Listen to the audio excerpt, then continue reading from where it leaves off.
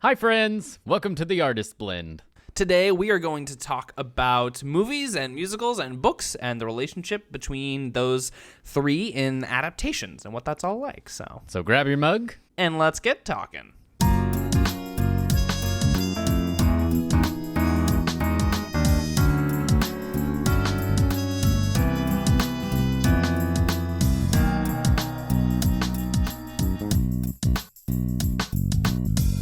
If anyone's paying attention on the YouTube or any video link that you watch, we always have a different mug, or we try to. Yeah, and it's a fun time. So come see what we've got. What do you have what is today? this? Oh, I have from the O'Farrell Sisters restaurant in Iowa when I did summer stock in Okoboji, Iowa. Nice. Shout out to my Okoboji peeps.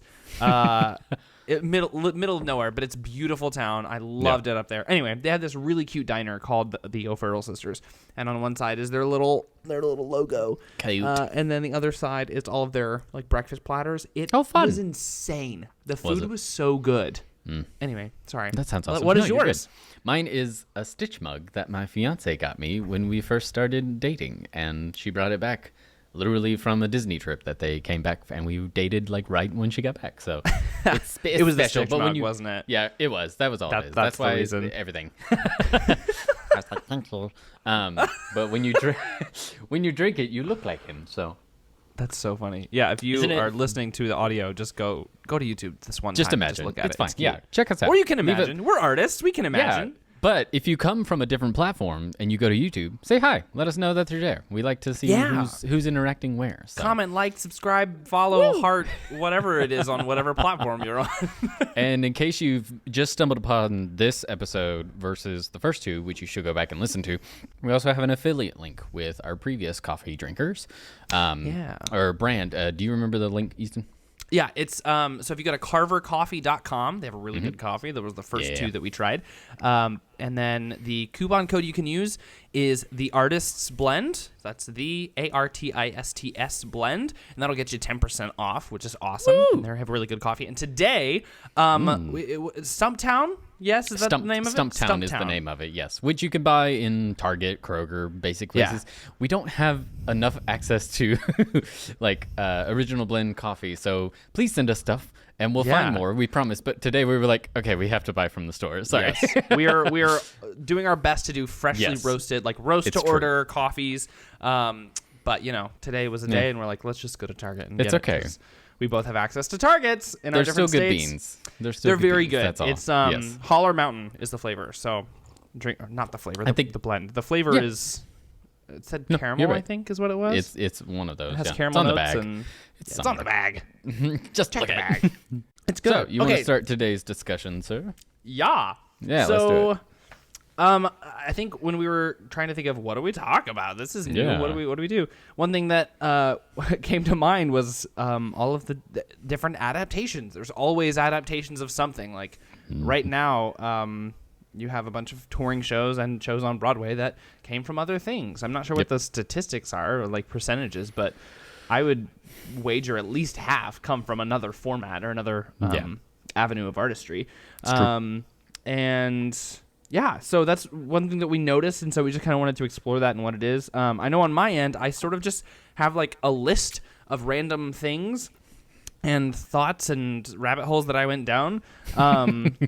What are your thoughts on the topic generally? My thoughts typically with the topic overall is, in today's mindset, let's put it that way, we have more musicals going to movies and being differently successful, because a lot of the shows are either closed on Broadway, and that's why they go to movie, which is just a different avenue, or it's filmed stage productions that are considered movies. So I would be fascinated to do a deeper study of like where the line of classification really comes in, because it's like, okay, if you film a stage production, is it a movie? I'm interested to see the list that you have too and get thoughts on it, because I recently was in New York, which we've talked about in our previous episode. If you know that, great. If you don't, go back and listen. Yeah, the Museum of Broadway, fascinating place. It's another one of those museums I want to go so bad. I could have spent hours in there, but the group I was with we we sped through, which was fine. We had other commitments, but every room I was like, oh, it's a new playground. But I want to take a trip to wall- New York just to go to that museum. We'll like, do if that. I We'll flew up there, did that, and then left, I'd be fine. Great. We'll do that, and we'll film an episode while we're up there right after. Oh, yeah, so we can that talk sounds about cool. it. Cool. A different day, different date. But they have a wall in there specifically that explains the different types of jukebox musicals and movie musicals and adaptations, which I sent Easton a picture of. So I think we're going to talk about that a little bit too. Yeah. So yeah, strap in. Let's go. I guess we can look at that little graph chart thingy that you sent. Yeah, we yeah, can. yeah. We'll post this in our like Instagram Notes and in the show and notes. like link it in the show notes. I guess. Can you Yeah. link an Instagram post? I guess Probably. we'll figure out a way to do it. If not, we'll figure it out. Yeah, it'll be in the description somewhere Yeah. somehow. Look along with us. If you're driving, don't do that. Just Don't wait do till that. later. Just listen. Or pull over Listen if you to the really want to. sound of I my guess you voice. could. So the heading is types of jukebox musicals, and it looks like a jellyfish to me. I know it does. There's lots of It's tentacles the everywhere, purple. or It's like the purple. it looks like the Kraken. There's like a giant Ooh, circle on the yeah. top, and then all these Yeah. tentacles around. But It all also of the makes a tentacles are weird shows. 6 out of all the frames and or a G for whatever reason. So that's Yes, I see that too. That's Anyway, so some of like the little bubbles, the I guess subcategories. There's songs written or performed by an artist. So Yep. like Jersey Boys, Smokey Joe's, MJ. ABBA. I've heard good things about MJ. Moving Out. Oh, I've Moving heard Out. really good things about MJ. Yeah, I wanted to see it when I was in New York, but we didn't have time. Yeah. And then we have based on the life of an author or performer. So On Your Feet, $1 Million Quartet. Oh, and I guess MJ is also that too, which is interesting. Technically. It's that and There's the other some one. of them that I was like, huh, that's interesting that they classify that. Because like ABBA, for example, which we've both done the Mama of Mia. And I would have considered those 4 artists because they all did different things with the band, but they are a single artist because it's a group. Yeah. And that was Yeah. what I was like, oh, okay, well, that makes sense. Yeah, But and we could do a even whole still- other episode on jukebox musicals. Oh, yeah. Yeah. 'cause- yeah. And I guess these are a form of adaptation because I mean you're They are. adapting from other places and works of art. Yeah. I guess it's just like an extension of the adaptation genre. Well, and that's the other thing is like songs written or performed by a single artist can also fall in the category of based on the life of said author or performer. Yeah, because sometimes they do go hand in hand. Yeah, just I like guess. MJ and Jersey Yeah. Boys and several others. But to see it all on a chart is fascinating because you're like, oh, well, yeah, that makes Yeah. sense.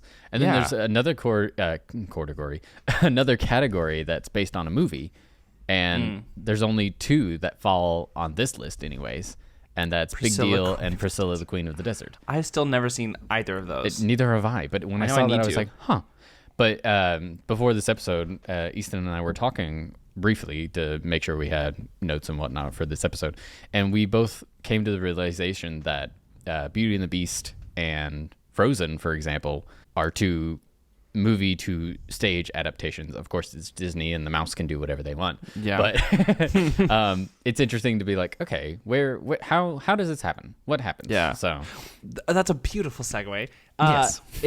So my little list of movies that then became musicals. Mm-hmm. Some of these I was like, oh yeah, okay, duh. And then some others I was like, oh, I didn't realize that order. Or I guess I didn't think about that. But Yeah. or didn't realize at all.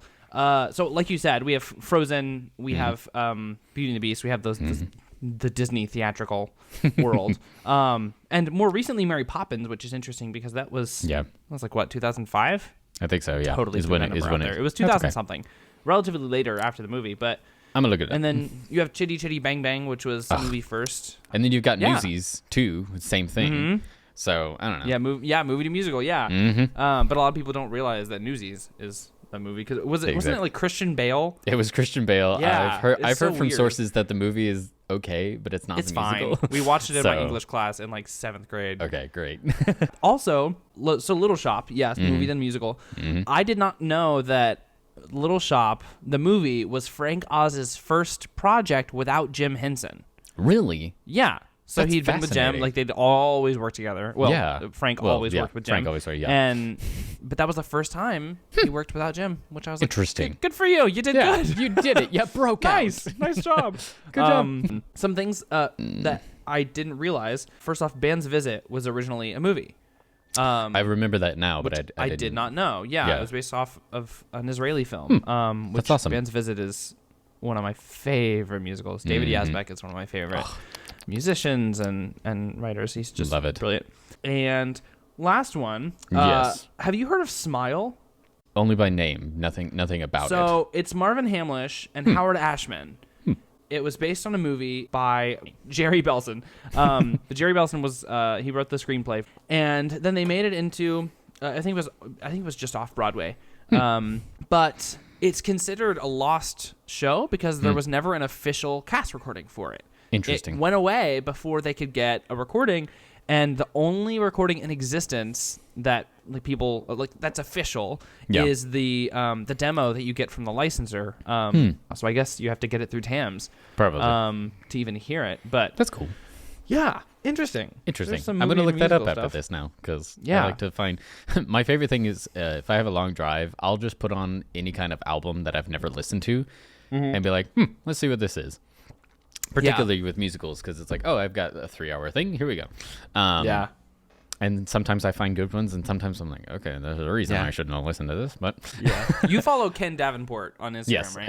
I do. So for those that don't know, he's a producer who has a bunch of shows on Broadway, and he's a really cool guy. Yeah. And he just kind of posts his life in the office and whiteboards every day. Yes, which something is different every day. It's so fun. It's cool. I like following him. He's real. Yeah, I do too. Anyway, he listens to a different cast album every single morning. Just puts one. He's like, the first 3 hours I work, there's one playing in the background. I don't know what it is. I don't care. I just want to listen to something new and different that I haven't heard in a while or at all, which I thought was cool. That is 3 cool. hours in an office. Right? The life. No. There's a TikToker who does something similar, but he does I hate the term, but he does like B-rated musicals like nobody listens to and brings them to popularity, and they're yes. Yeah, you know who I'm talking about, but I don't know his name off the top of my head. That's how I found one of my favorite cast albums now. Have you heard of Islander? I have. Oh, it's so good.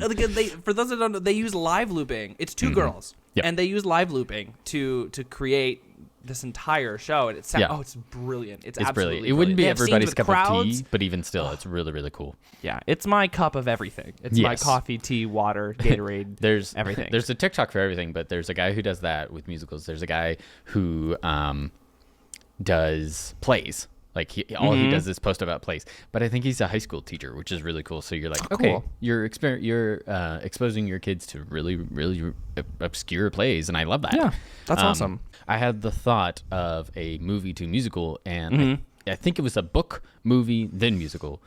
But what is an order of that necessarily? Because it's kind of like when actors like to be like, I'm a singer, dancer, actor. It's like, okay, you're clearly all three. You're on stage. It's fine. You do things. Yeah, it's fine. But Big Fish came to mind because that one, it was a book, and then it was a movie, and then it was a musical. You've got Moulin Rouge, same thing. As far as I can remember, because the movie came first. Way first. And some of the music is better in the movie than it is on the stage, but that's okay. That's just my low-key opinion. Fair. And then even more recently, I saw it in London on the West End before it came to...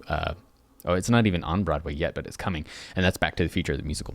Which you, Easton, would absolutely adore as far as visuals. I would love it. It's visuals. Would. It's so campy, but it's what makes it good. I like camp. I do too. Wait, but, who designed that? I'm gonna look that up. Yeah, you look that up.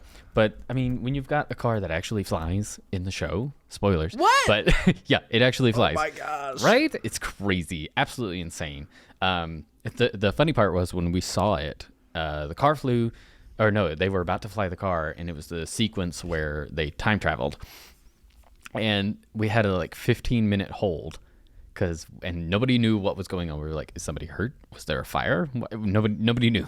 And then it was like, okay, ladies and gentlemen, now we are back. And it was like, you should have been like, and now we are back to the future? That's good. Where are we?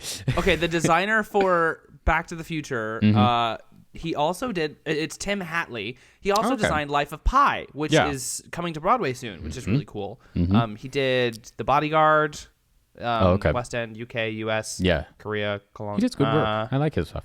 Yeah, Ghosts, Enemy of the People, and Pajama Game. Interesting. Enemy of the People.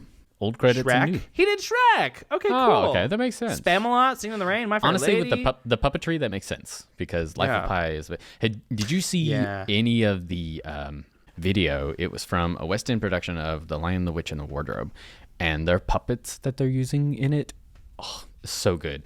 Aslan is just like in Warhorse. It's like 3 people with a big puppet, but the back end of Aslan is missing, and the actor who voices Aslan is in a similar color robe as the puppet, and they walk together. It's so fascinating to watch. We can have a whole puppetry episode. That's another thing. I'm putting that on our Strings list. to Hold Us Down. That's the title right there. So it's a fine line. I'm interested to see like what could be musicals from either movies or books or whatever, because even in Netflix, if we shift a little bit, we've got Netflix shows that are coming straight from books. Like if my fiance is a book talker, and if you know anything about book talk and that community, so many books are being turned into adaptations and film, and it's like, is nobody writing original stories? And they're like, yes, just check it out. There's so many lines, and I don't know, which is like goes into this conversation on streaming platforms that we've been trying. Yes, content, but then. We can't make enough quickly enough in order to make the subscription service profitable. Exactly. And then you've got have you heard anything about the movie The Whale? Okay, so it's Brendan Fraser's first movie in years. Oh, okay. And yes. he won many awards. I haven't seen it yet either, but it looks so good. But it started as a play. And I didn't know that until I was in the Broadway bookshop in New York, and I found the play. I almost bought it, but I didn't. Interesting. Because I was like, I don't want to read the play, and then be like, it didn't live up to my expectations. Yeah, that's because I want to support. Yeah, I know. I want to support Brendan Fraser after everything he's had to go through with his life and whatnot. So, but different story. Never mind. Anyway. Okay, one thing I had to bring up. This is jumping to musicals that came from books. Coraline. Yes. Do you know about the musical? I don't. Tell me. Okay, Coraline is one of my favorite films of all time. I adore claymation so much. And I read the book after a friend of mine who's actually doing a really cool film right now. I'll link his stuff. His name's Sumner McMurtry. He's coming out with Sumner. Yes, he's amazing. Yes. He's coming out with a film called Lemonade. It's his graduate thesis. But anyway, he's great, and his work is great. He's in grad school already? He's brilliant. Oh my gosh. He's doing really cool things. Jeez. Anyway, but he gave me he let me borrow his copy of Coraline, which Neil Gaiman. But MCC did an off-Broadway adaptation of it with the book was by David Greenspan, who he's gotten like 6 Obies. He's worked with the Public, MCC, Playwrights Horizons. He's done some really cool stuff. And the music and lyrics are by Stephen Merritt. And I was like, that sounds familiar, but I don't know what it is. This is what Wikipedia said. He is known for his distinctive and untrained bass voice. And I was like, what? Okay. And I clicked on some videos and I was like, yeah, that perfectly describes it. It's distinctive, untrained. It's like I don't know how to describe it. It's really cool. I like it. It's but he was a part of a live group called the Three Terrors, and he wrote a song called "Scream and Run Away" for it was I think it was some sort of like tribute to Lemony Snicket, and he. It was called like the Baudelaire Memorial Orchestra, and I was like, okay, this is the perfect guy to write for Coraline. Perfect. But he was in like 3 bands, and on top of the Three Terrors, he's done. It's really cool. It's super underground. That sounds so cliche. It's so underground, but we're ready. I think you can find the cast recording. I think you have to dig. It's on YouTube. I don't think it's on like streaming platforms, normal streaming platforms. But it's really interesting. Another one that surprised me was Ragtime. I didn't realize that was originally a book by E.L. Doctorow. I knew it was a book. I had no idea that it was a book started first. that way. Yeah. And that's what I guess it's just general like knowledge where we're like, it was a book first? What? Yeah. And even as musical theater people, we get surprised because I mean, you're wearing it. It just made me think you've got Beetlejuice that started as and it just closed. It just closed. So sorry. R.I.P. May you rest in peace, pieces or not, or peace. However, not rest peace. in the netherworld. Netherworld. But that was a movie, obviously. Tim Burton, lovely. Yeah. An example of I would love to see as an adaptation, but also it would have to be very careful. And that's Fun Home, which started as a book and it got turned into a musical. Such a lovely story, such a wonderful musical. I think musicals like that getting turned into films would be more interesting than what some of them that have been turned into films. And Easton and I were talking about this with in terms of when the pandemic hit. Hollywood's essentially was like, okay, what can we create? What can we do?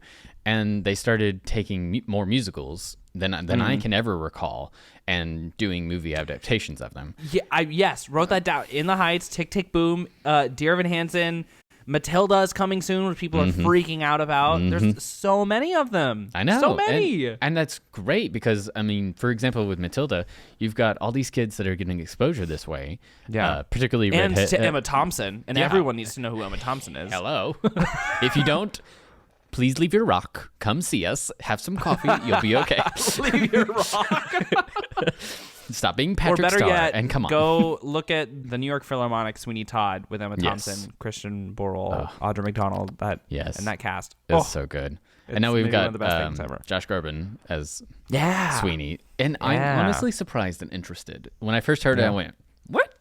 Really? Yeah. And there was the Sweeney movie with Johnny Depp and Helena Bonham Carter, who's another one of my favorites. All my favorite actors are English. Yes. It's them too, except for Mandy Patinkin. Anyway, going off the rails. I was going to mention was movies from musicals. Chicago, 2002. Have you seen that movie? I have. I love it. Yes. And it was the first, I think it was the first movie I watched that was a musical after I had started doing theater, and so I could see and start to appreciate, oh, that's interesting, or and I just adore how they took all the Broadway pizzazz, this abstract empty world that the story was originally told in on stage, and made that this dream world that was in Roxy's head. So every time we had this big production number, they allowed it where it applied, they took it out of the real world and allowed it to exist in this void of lights and color, which I loved. I loved that. It was really cool. Yeah. I haven't seen The Prom. Have you watched it on Netflix? Okay, neither have I. I've never even seen the show either. There are a lot of these. I feel like an imposter musical theater person sometimes because like I don't know anything about the Prom. There are always shows. There's so many shows you can't see. And then there's a show I'll mention and people are like, what is that? I have no idea what that is. I'm like, but it's so good. Like, how do you not know this? How do you know this? Like, come on. But yeah, it's definitely a line. I see a shift in the industry. And like you were saying, we can segue into this a little bit. I'm fascinated to know, both as a business-minded person, not necessarily driven, but business-minded person, I want to know, with the pandemic, where, how, and why I mean, I know the why to an extent, but like you had movie tickets from movie theaters that went straight into streaming, and streaming had already been a thing with Netflix and being able to know, okay, this is popular because so many so-and-so people watched it within its release. And within that, movie theaters are still a thing. I still go to the movie theaters every now and then, just because it's an experience, and I grew up on that, and I have fun. Plus, when you've got one that has reclining chairs, sign me up. How do you say no? I know, right? I'm like, yes, comfort. I don't know how they monetized views versus what people pay for a subscription. Because, I mean, let's use Disney Plus as an example. You've got a flat subscription, and everyone and their mother shares at least like on 5 devices. We all know it. It happens. And it used to be illegal. Exactly. So you couldn't share passwords at the beginning of this. And then they're like, we can't stop this. They can't stop this. There's no way. And it's like, you thought you could anyways. Yeah. But like how do they take like, what is it? Is it 19? It's not even 19 a month. I don't know. Oh no, it's not. I use my parents, so I don't know what it is. I don't know. We have the infinity gauntlet of subscriptions with all of our family and friends. It's true. It's like, hey, did you know that you signed out of this account? Can you give me or like, your new information? Is it okay if I watch this show? I know you're watching it also. I don't want to ruin where you are in the show, but I'm a season ahead. Is that okay? Like, great. Anyways, how do they know if you and I were paying $20 a month? We'll put numbers to it. How do they know or give us a value? Like, that's fascinating to me. But also, I'm not going to lose any sleep over it because it's not that fascinating. But I think they're still figuring out that model. Yeah, exactly. Because in the world of home entertainment, this is like brand new because we've had cable for a few decades now. And I remember when Netflix first started, I read something or watched something that basically just said, like, just watch. Slowly, all of these cable networks are going to shift everything over to their own streaming service, and everything's going to wind up costing more than cable. And sure enough, if you have every single streaming service to watch all the cable channels that you had on your dish or whatever, it's more. It costs more now. It's true. And so it's crazy. I feel like we're still figuring out how this looks financially, and a lot of these, like Disney Plus is tanking. Yeah. Now that Bob Paycheck is gone, I'm sure that would help a little bit, but that's a whole other thing. Can I say that? Paycheck. Can I say that you on here? can. You can. It's fine. The mouse doesn't own us yet. Bob Iger. Woo! Yeah. I'm not happy, Bob. Not happy. Ask me why, Says Bob. every Disney fan. Exactly. Yeah. But yeah, it's a definite shift. The good thing that I like is for last year, for example, and this year going forward, Broadway's back. Everything is operating in some new fashion. Obviously, with pandemic, everything had to be reorganized and rethought and more meticulously planned, in for lack of a better word. And I mean, we both have lived the swing life, for example, and that's more prevalent than ever now. That is swinging tracks in shows. Oh, so sorry. That is for those that are not members of the theater community. Yeah, a swing. Before we wrap up, swings are basically you cover many, many tracks. It's your job to be prepared to swing onto a different character. Correct. At any point. Yeah. Sometimes you learn 2 tracks, and sometimes you learn 17,000, and swings save the day all the time. I don't know how we functioned in theater beforehand, and you within your degree can attain to this, Easton, because our degree program went from like having 1 or 2 swings for an entire show to now we've got swings for every part because you just never know. And it's not my freshman year we didn't have I think the first couple shows we didn't really do understudies. I think we no may underswings have had, or swings, but we had like a loose plan, but nothing definitive. And I remember, like, for those that don't know, I was in college in the middle of COVID, and when COVID hit, obviously things were different. We changed a lot of things, but when we came back, everything was about being prepared. We had backups for our backups, and now I think every show they have 2 entire cast, and it's not like alternating performance nights. It's like, no, you have your principal cast, and then you have all the understudies and swings that go on. It's true. And it's I don't think there's been a show since then where a swing has not gone on. No, there hasn't been, because and every occasion somebody's sick or something happens. Somebody's sick or something happens, which is life. It's life and is smarter. But it's interesting that the reason that it came to more limelight and existence was something that nobody would have fathomed happening. Yeah. And another episode idea. Yes. Swings and understudies. Swings and understudies. We'll be just careful on titling. So, so wrapping up, we have jukebox musicals. Love or hate them, they exist. I would also venture to say briefly, I'll say this. With jukebox musicals, it's like they either work or they don't. Yeah. And it's hard to tell sometimes, but I don't think they work hardly ever. No, do I. I don't like them. Whatever. Anyway. But yeah, adaptations and adapting works. And one thing that we haven't said that I think is important to say is adaptations of other works are just as important as original works. So if you are a writer, keep writing original things and keep adapting things, or start adapting things if you haven't, because I feel like that's a whole other challenge in and of itself. And because, I mean, when you're transferring from one art form to another, I think it can, we don't look at it this way, but I think it's like, what if you tried to take, going back to episode 1, take Starry Night and make it into a song? What does that sound like? And that is true. That's what we're doing when we take a book and make it into a musical, literally into a song, or if we take a movie and make it into a book or whatever, you know. And on that note, I will say, I recently read this and I was like, well, I feel called out, spoken to, and also it's true. Everything has already been created, so do your thing, because it's going to be big no matter what. Yeah. It, What was whether it? it's The, just the Greek study, like there's only 12 stories to be told. Is it 12? I don't know. I think what it it's is. like I'm not a 12 or scholar. something around. Oh, by the way, it was 2007 for Mary Poppins. You were 2 years off, but dang, so good close. grabbing out of there. So close. That's okay. Like with music, people are like, oh, they copied.